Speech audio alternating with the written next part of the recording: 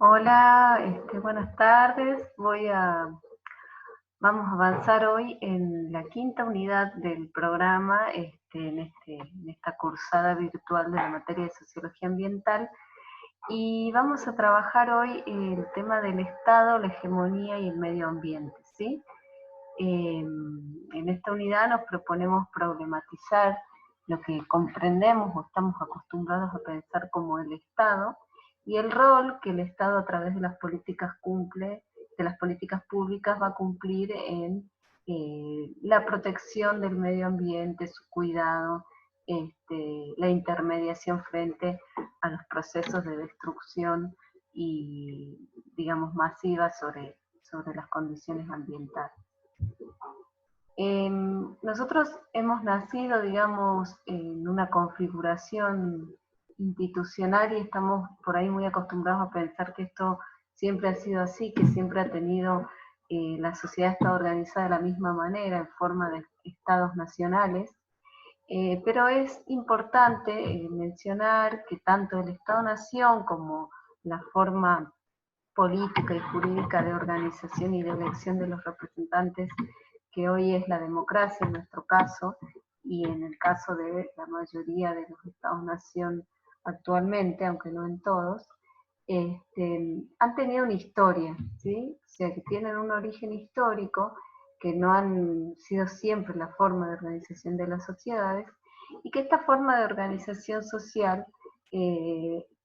se fue desarrollando en un largo proceso con muchos enfrentamientos, luchas, guerras, hacia el interior de los territorios que hoy constituyen los estados nacionales, durante los siglos XVIII y XIX, en Europa principalmente y los Estados Unidos, y en algunos de los territorios que fueron colonias de los reinos feudales que existían previos a los estados-nación en Europa. En este proceso, digamos, se fue consolidando una forma, decíamos, de dominio territorial que adquiere esta forma de Estado-nación, pero que no significa que se dé de la misma manera ni el proceso haya sido el mismo en todo el mundo, ni que la configuración resultante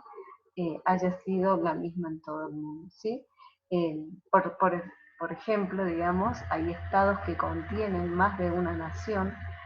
y hay naciones que, grupos, digamos, que antes tenían un control territorial autónomo, hace, hace varios siglos tenían un control territorial autónomo y quedaron subordinados dentro de estados donde otras naciones, otros grupos étnico-nacionales son hoy dominantes, y algunos de estos grupos hasta el día de hoy reclaman su autonomía y reclaman tener un Estado propio. Por citar un ejemplo, el caso de los vascos en España, que reclaman su autonomía y tener su propio Estado eh, autónomo, digamos, del gobierno español. Este, a su vez, bueno, la democracia también ha ido asumiendo diversas formas. Existen democracias indirectas o directas, eh, fundamentalmente, digamos, aquellas en las que los cargos ejecutivos se eligen de manera directa por el pueblo, y aquellas en las cuales esta elección está mediada, digamos, por elecciones eh, parlamentarias, ¿sí? También consideremos que hay muchos países en los cuales esta democracia no se ha desarrollado, siguen existiendo gobiernos teocráticos, ¿no? De países donde, o regiones del mundo donde todavía se cree, se sostienen dinastías de gobernantes, es decir, que no son elegidos popularmente los representantes. Hay países europeos que mantienen todavía la existencia de las monarquías, una casta, digamos, monárquica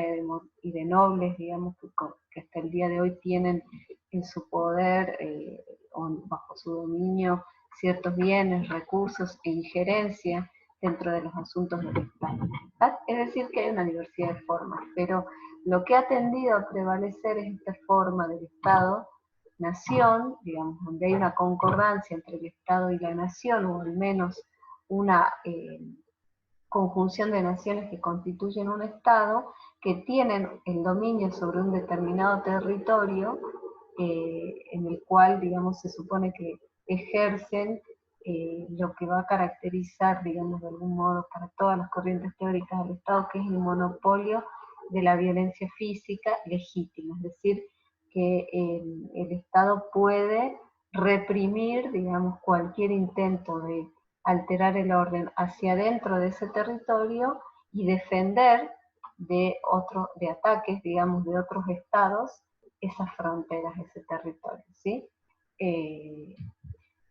Y este desarrollo de esta forma de organización del espacio, del territorio y de las relaciones sociales hacia el interior de ese territorio, va a ir acompañado de los principios que fueron los que enarbolaron en la Revolución Francesa, de la libertad y la igualdad, y también la laicidad, es decir, que el Estado está separado en algún punto, eso todavía hasta el día de hoy no es completo en la mayor parte de los casos, pero que hay una separación entre la Iglesia y el Estado. ¿Sí? Entonces, la libertad como un principio así en abstracto, pero que sobre todo tiene que ver con la libertad a nivel del individuo, la igualdad también entre todos los individuos y el carácter laico del Estado. Eso es lo que esta democracia, esta forma jurídica de organización que es el Estado, debiera garantizar en este proceso histórico, ¿no? Se supone, es todo un conjunto, digamos, de ideas que van a acompañar el desarrollo también en simultáneo del modo de producción capitalista que, como vimos, también en estos siglos no solamente se va consolidando, se desarrolla y se consolida en Europa y se extiende a gran parte del mundo, sobre todo a partir del siglo XIX y del siglo XX. Entonces, lo que vamos a ver ahora es que, digamos, estas ideas que acompañan el desarrollo de la democracia y del Estado como forma de organización, son ideas que hacen también, que son necesarias para el desarrollo también del modo de producción capitalista. Es decir, que no podemos separar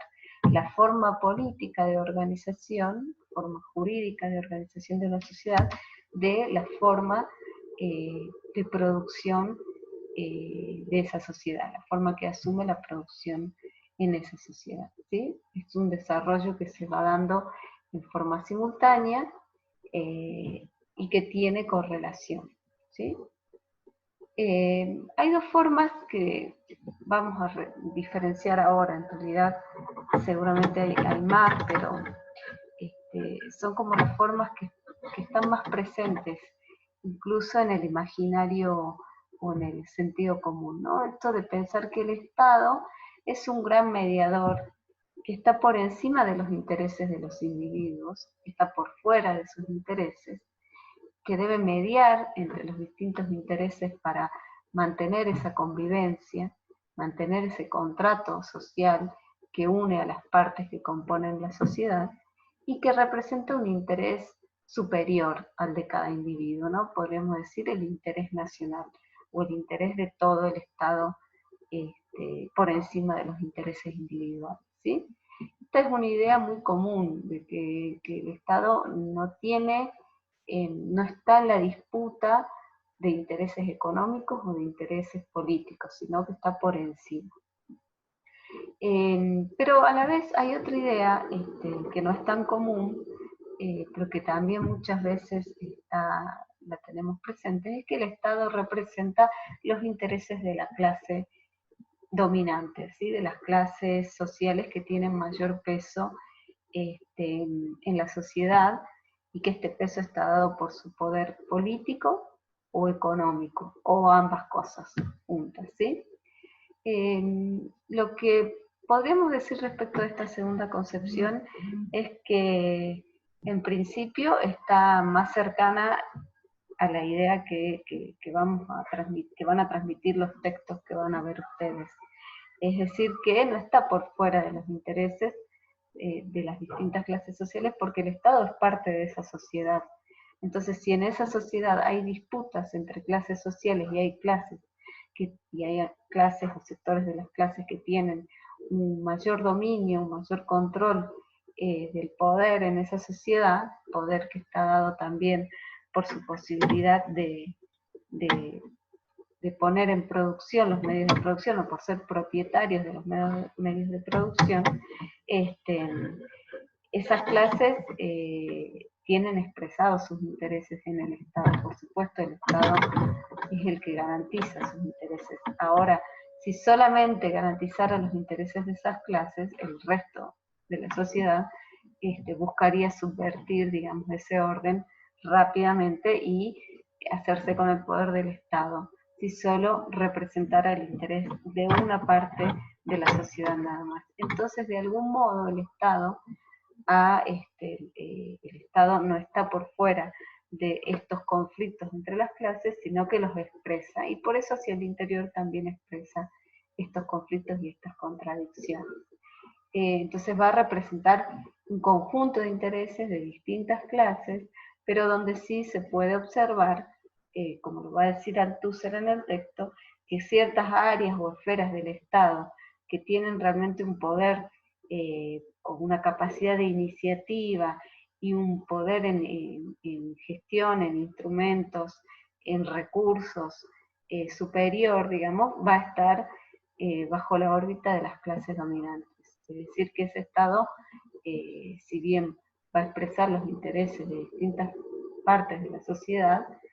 va a expresar principalmente el interés de la clase dominante, y las clases dominantes van a dominar o van a controlar las áreas estratégicas, podríamos decir, del Estado. Una cosa que nos parece importante es que diferenciemos Estado de gobierno, porque el Estado es más que el gobierno, es decir, el gobierno es circunstancial, un determinado sector de la sociedad puede hacerse con el gobierno del Estado, pero eso puede ser transitorio, y el Estado, digamos, como conjunto de recursos, instrumentos, aparatos, va a permanecer incluso más allá de que el gobierno lo asuma luego otro sector de la sociedad, otra alianza de clases sociales y de grupos sociales, ¿sí?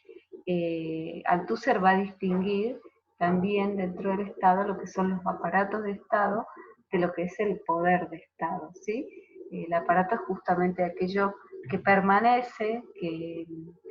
hace, digamos, un conjunto de recursos, de áreas de gestión, recursos que no solamente son materiales, también pueden ser ideológicos, simbólicos y fundamentalmente también recursos que tienen que ver con el uso de la fuerza. Decíamos que el Estado tiene el monopolio de la violencia legítima dentro de un determinado territorio, y eso va a permanecer más allá del poder de Estado, que puede cambiar, digamos, de manos, o puede estar en manos incluso de varias fracciones o alianzas de clase, pero que es distinto del aparato en sí, ¿verdad? Bueno, vamos a considerar ahora el texto de Althusser, donde él lo que va a empezar diciendo es que un modo de producción que, como vimos anteriormente, no solamente necesita producir, sino que para poder seguir existiendo en el tiempo, necesita producir y reproducir sus condiciones de producción. Es decir, que si un modo de producción no reproduce las condiciones para seguir existiendo, deja de poder producir y seguir existiendo justamente, ¿sí? Consideremos de nuevo esta metáfora que habíamos visto anteriormente del modo de producción compuesto por una infraestructura, ¿sí? Esta forma de organizar estos conceptos, y una superestructura, donde la infraestructura son, por un lado, las fuerzas productivas y por el otro las relaciones de producción. En cuanto a fuerzas productivas, habíamos visto que por un lado es la fuerza de trabajo, la fuerza que pone en funcionamiento los medios de producción, que son el otro componente de las fuerzas productivas, ¿sí? Medios de producción y fuerza de producción. Y las relaciones de producción, que son relaciones de propiedad, de aquellos medios de producción y aquella fuerza de trabajo. Y por otro lado teníamos una superestructura que se levanta por encima de esta infraestructura, que es por un lado jurídico-política e ideológica. Cuando decimos jurídico-política estamos hablando justamente de todo el aparato administrativo y represivo, el aparato judicial, es decir, todo aquello que restringe, digamos, cualquier oportunidad que haya de subvertir o modificar el orden social de las cosas o de las relaciones sociales. Y por ideológico son todas aquellas realidades que ahora vamos a ver que reproducen y nos permiten que los individuos acepten este estado de cosas, si bien pueden cuestionarla, pero que de algún modo mantengan ese estado de cosas sin alterar de raíz. Entonces, cuando decíamos que el modo de producción capitalista necesita, como cualquier otro modo de producción, reproducir sus condiciones para seguir existiendo, tenemos que ver que necesita reproducir, por un lado, las fuerzas productivas y por otro lado, las relaciones de producción, es decir, todo lo que hace a las infraestructuras. La reproducción de las fuerzas productivas implica reproducir, por un lado, la fuerza de trabajo y por el otro lado, los medios de producción, que generalmente podemos decir es las máquinas para producir y también los insumos necesarios para poner en producción esas máquinas, todas aquellas materias primas que son necesarias para la producción. Y en cuanto a la reproducción de fuerza de trabajo, vemos que, por un lado, el salario garantiza determinadas condiciones mínimas vitales, ¿no?, para que los individuos puedan seguir presentándose a trabajar al día siguiente,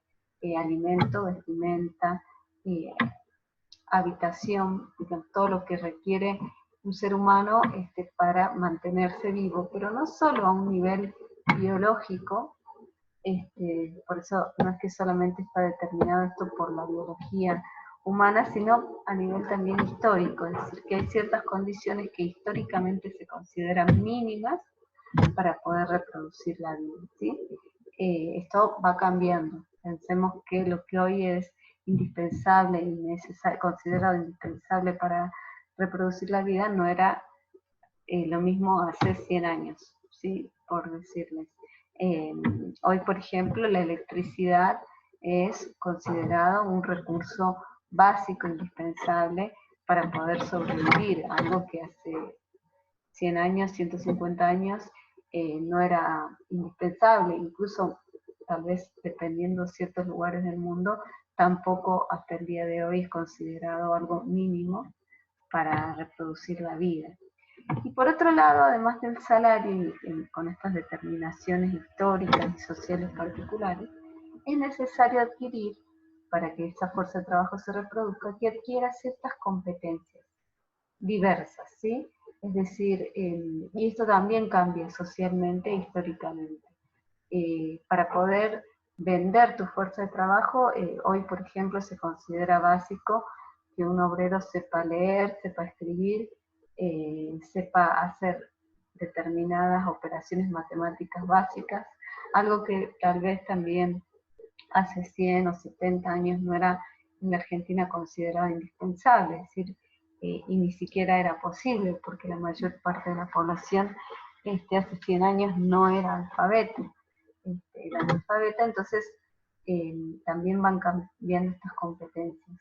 Y también son diversificadas en el sentido de que determinadas ramas de producción requieren distintas capacidades y determinados cargos dentro de la organización productiva también requieren distintos tipos de competencia, por ejemplo, distintos niveles de abstracción posible. Para determinadas tareas será necesario una capacitación técnica, para otras tareas será necesario una capacitación de mayor grado de abstracción, de mayor tiempo de educación y de formación. Pensemos también que antes estas competencias requeridas, por ejemplo, para el trabajo manual, se adquirían principalmente dentro del trabajo, de la esfera del trabajo. Era allí donde se formaba la fuerza de trabajo, y esta fuerza de trabajo se reproducía en este mismo espacio laboral, adquiriendo estas competencias, pero que hoy esas competencias se adquieren mayormente fuera de la esfera de trabajo, a través de lo que es la educación, que también se ha ido ampliando, incorporando cada vez mayores capas de población. Y bueno, y hoy es fundamentalmente universal. También pensemos que, por ejemplo, al día de hoy puede ser necesario y ya requerido ciertas habilidades de manejo tecnológico que hace 20 años no era necesario, o hace 10 años no era necesario manejar como requisito mínimo para el trabajo, incluso el trabajo manual de menor calificación. Entonces, esto hacía, perdón, a la reproducción de las fuerzas productivas. En cuanto a la reproducción de las relaciones de producción, que como hablábamos son relaciones de propiedad, lo que va a decir Althusser es que intervienen allí los diferentes aparatos de Estado. Por un lado, como veíamos, los aparatos represivos, y por otro lado, los aparatos ideológicos, ¿sí? Es decir, que Althusser va a poner en el nivel de la superestructura, agregar estos elementos, digamos que son los aparatos represivos e ideológicos de Estado, que cumplen la función para él de reproducir, ¿no?, en el tiempo lo que hace a las relaciones de producción, para que todo este modo de producción siga existiendo. Estamos hablando de un modo de producción capitalista, pero que también se puede pensar para otros modos de producción y de vida.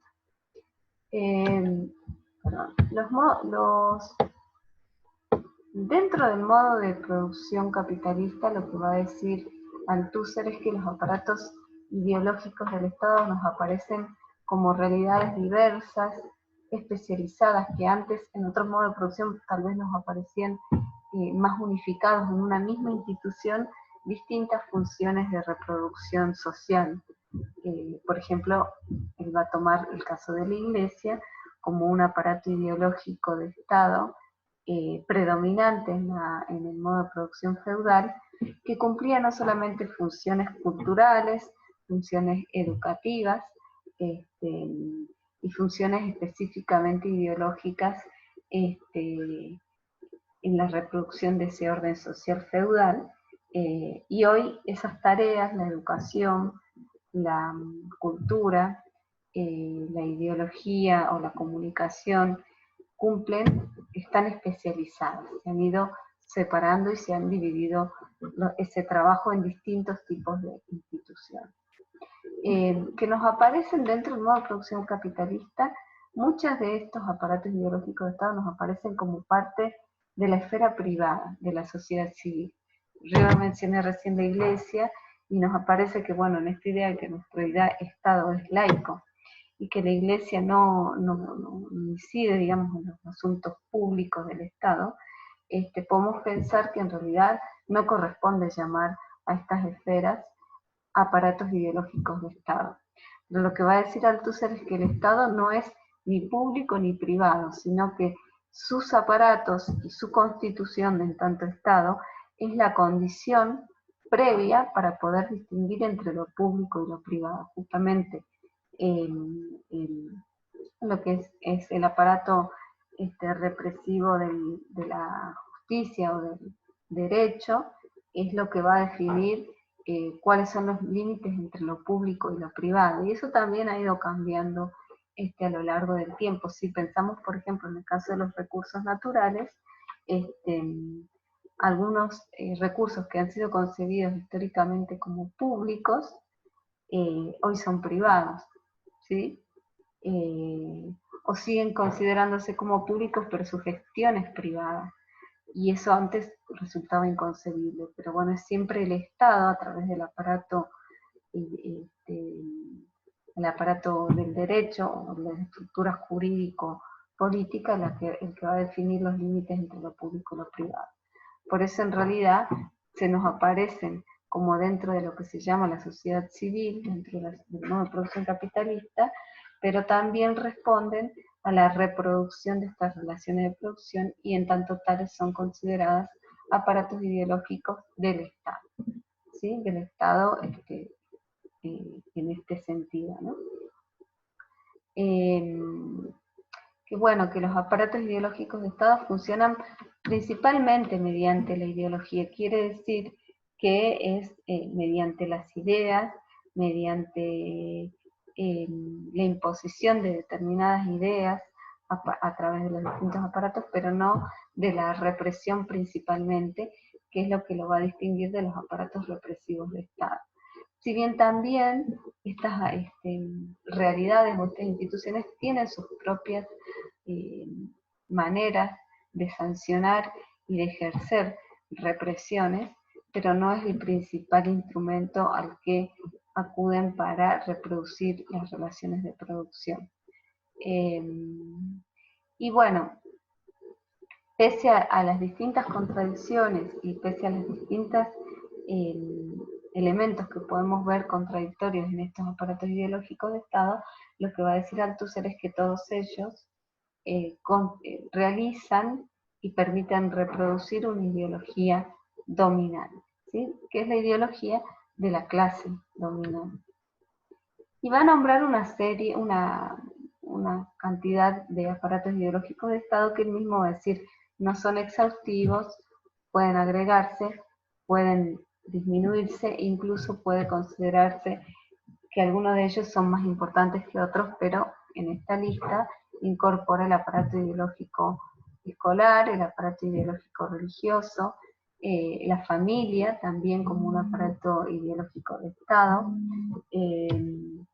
también el derecho, como decíamos, que además de ser parte del aparato represivo, es parte del aparato ideológico. El aparato ideológico de los partidos políticos, que también, digamos, forman parte de la esfera aparentemente privada, pero hacen a la reproducción de la ideología del Estado, los sindicatos, la información, los medios de comunicación, la cultura. La cultura él considera también el deporte, ¿no? Como un aparato que nos permite reproducir el orden social vigente, el cine, el teatro, bueno, como todas estas esferas de la vida social, de la reproducción social, reproducen también generalmente la ideología dominante, aunque son también un terreno, podremos decir, de disputa y de controversia, de disputa, de contradicción con grupos sociales que buscan disputar esa ideología y proponer una ideología contestataria, crítica del orden social vigente. Y en este sentido va a decir Althusser algo que me parece interesante para que lo vean, y es que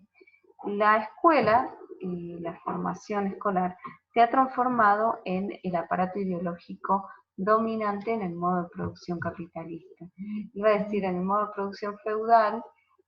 donde los reyes eran de alguna manera descendientes, la nobleza, no descendientes, pero habían sido elegidos por Dios, estaban de algún modo más cerca del Dios en que creían los católicos en algunos casos. Bueno, esta relación, digamos, entre el gobierno, el poder político y la religión hizo que además la religión sea el aparato ideológico dominante que llevara a la mayor parte de la sociedad a aceptar las condiciones sociales, las condiciones de vida, que el poder estuviera en manos de determinadas castas nobles o de la realeza, sin cuestionar ese orden social que sin embargo se cuestionaba, ¿no? Pero que el principal aparato ideológico de la clase dominante era la religión. Por eso también dentro del espacio de la religión es donde se dan movimientos contestatarios en todo la etapa feudal, en toda la Edad Media, incluso digamos, donde los movimientos de contestación se dan en el ámbito religioso, ¿sí? Y promueven otras interpretaciones, por ejemplo, de la Biblia, otras interpretaciones de las parábolas de Jesús, contestando, digamos, un orden impuesto, principalmente de la religión considerada legítima y que llevaba siempre a permanecer y mantener el orden social vigente. Y lo que va a decir Althusser es que hoy ese aparato ideológico dominante, el que mayor incidencia tiene en la reproducción del orden social vigente, es la escuela. Por un lado, porque allí se adquieren, como decíamos anteriormente, todas aquellas competencias básicas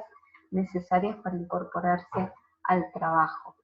Y por otro lado, porque también se adquieren los valores, ¿no?, del deber civil, ¿no? Recuerdo que nosotros en su momento teníamos lo que se llama formación cívica, aquellos valores que refieren también a la necesidad de la puntualidad, de la constancia, de la regularidad, porque además la educación en casi todo el mundo es obligatoria, desde muy temprana edad y hasta hoy, en el caso de la Argentina, por ejemplo, hasta los 17, 18 años, es obligatoria, una cantidad de horas que el Estado, aunque la escuela sea privada, pero incluso hoy todos los programas mínimos que se deben asumir son regidos por el Estado, y aunque fueran privadas también, ¿no? Reproducen, digamos, toda esta escala de valores, de competencias que estábamos hablando, ¿no? La historia que se da en el Estado, en la escuela y que se cuenta, todo esto nos lleva, lo lleva a Althusser a plantear que el aparato ideológico escolar es el que predomina en la reproducción de las relaciones sociales dentro del modo de producción capitalista. Y en este sentido yo les voy a proponer la lectura de un texto. Hay uno que está optativo y otro que lo tienen como bibliografía para el práctico, donde van a plantear que, bueno, la ciencia también ayuda a reproducir esa ideología dominante y a consolidar la hegemonía, que es justamente este bloque, este dominio, un bloque de la clase dominante,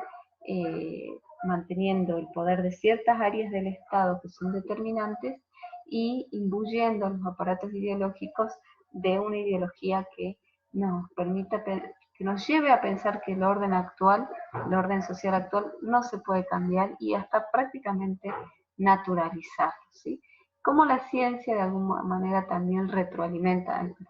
esa hegemonía. Y en concreto, digamos, cuando pensamos en las ciencias ambientales y la manera en que el ambiente y los problemas que brotan, digamos, de la realidad, los problemas ambientales, de destrucción de la naturaleza, han llevado muchas veces al conocimiento científico a plantearse la pregunta de qué hacer frente a ese deterioro. Y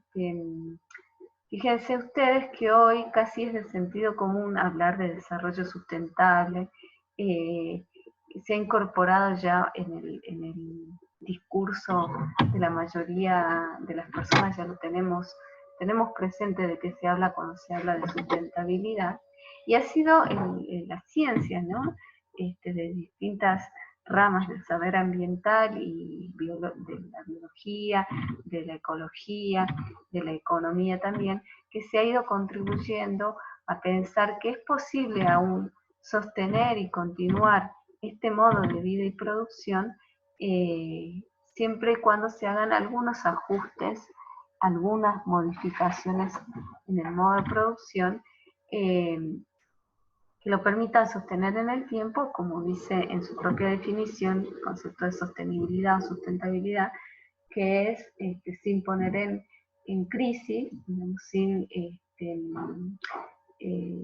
como dice, claro, bueno, sería sin poner en crisis la reproducción de generaciones futuras, ¿sí? Y sin sacrificar esa posibilidad de que futuras generaciones continúen la reproducción de la vida en el planeta. Hay un autor que yo les propongo como bibliografía complementaria que va a decir que es necesario distinguir la sostenibilidad de la sustentabilidad, porque son términos que se usan indistintamente, pero que él propone demostrar que significan cosas distintas. Por un lado, sostener es no modificar nada o modificar algunos desbarajustes para que nada cambie, y sustentar es fundamentar de otra manera el modo de relación de la humanidad con la naturaleza, para lo cual es necesario, dice él, para que sea sustentable, modificar de raíz ese modo de relación. Y él va a decir, bueno, cómo desde las ciencias ambientales se habla de la biocapacidad y se hacen cálculos de cuánto puede gestionar la propia tierra, de nuestros desechos y demás. Se habla de la productividad biológica, es decir, de cómo llegar a un punto de equilibrio en que esta tierra, la naturaleza, el medio ambiente, pueda regenerarse al ritmo de la producción capitalista. Mientras que lo que él propone es que lo que hay que mirar no es solo la biocapacidad, la productividad biológica, sino también la capacidad vital, que implica considerar no solo la capacidad del medio de regenerarse y de sostener la vida, sino también la capacidad de este sistema para producir vida digna, digamos, para que las condiciones y los medios de vida estén disponibles para el conjunto de la humanidad y no solo para un sector de la humanidad, y que entonces la productividad biológica no se mida en números para los cuales es indistinto de qué manera se distribuye aquello que se produce, de qué manera se apropia aquello que se produce. Y por otro lado, el texto que es de José Seban va a proponer una crítica del tratamiento neoliberal de la cuestión ambiental. Él va a ir haciendo toda una serie de señalamientos, también, ¿no?, presentando cómo la ciencia ha jugado un rol en ir considerando los problemas ambientales que ya era imposible dejar de mirar, ¿no?, pero incorporándolos a la propia lógica de valorización del capitalismo, ¿no? Entonces va a decir, primero se hace un informe que propone el concepto de desarrollo sostenible, en la medida que es necesario modificar algunas prácticas, pero para continuar produciendo sin poner en cuestión las relaciones de producción ni el fin último de esa producción social. Bueno, luego en la cumbre de Río de Janeiro de 2002, cómo se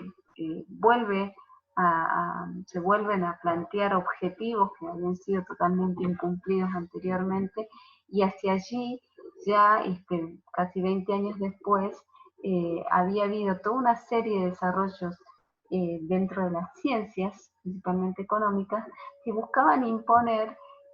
otra perspectiva, porque a pesar de que el concepto de desarrollo sostenible no proponía transformar de raíz el modo de producción capitalista, sí chocaba en algún punto, digamos, y se había producido diferencias, digamos,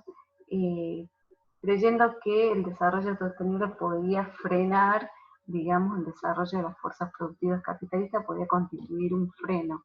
a ese desarrollo de las fuerzas productivas capitalistas. Entonces, en la medida de conciliar, digamos, lo sostenible con la valorización capitalista, se propone desde las ciencias principalmente económicas una lectura de lo ambiental desde lo que se va a dar en llamar con el tiempo la economía verde. Es como decir, no solamente incorporar la necesidad de sustentabilidad de la actividad económica, sino también valorizar esa sustentabilidad, darle a eso un valor, ¿sí? Y entonces se propone en la cumbre de la Tierra de Río varias líneas, y varios países van a proponer que lo dominante o la ideología dominante en materia ambiental pase a ser la economía verde. Y a pesar de que en la Cumbre de la Tierra no se impone, sin embargo, existe los hechos, digamos, la propia Organización de las Naciones Unidas va a imponer las iniciativas para la economía verde dentro de los objetivos del milenio, buscando, digamos, que se transforme en una esfera de negocios, ¿sí? Visualice como una oportunidad para imprimir capital en lo que se va a llamar las energías verdes, y la producción, que lo que va a decir Seoane, que es muy interesante, es cómo se le quita el carácter social al proponerle solamente un adjetivo de color, ¿sí? Entonces ahora es una economía verde, lo verde es lo natural, ¿sí? No tiene nada que ver con la sociedad, y se deja de lado en esta propia forma de mencionarlo el carácter contradictorio que tiene proponer que aquel sistema que provoca la destrucción de la naturaleza, no solamente no deja de provocar esa destrucción, sino que además busca solucionarla valorizándose aún más, ¿sí? Haciendo cada vez más negocios. Y bueno, esto es interesante porque nos lleva a pensar y a cuestionar cuando uno estudia, ¿no? Todos venimos de ciencias que tienen su origen muchas veces en los intereses de las clases dominantes, en el caso de la antropología también, cómo uno puede jugar, ser crítico, digamos, con la propia formación que uno tiene, ¿sí? Bueno, vamos a dejar aquí, yo les voy a subir el práctico y cualquier consulta nos estamos viendo el lunes. Cuídense y seguimos en contacto.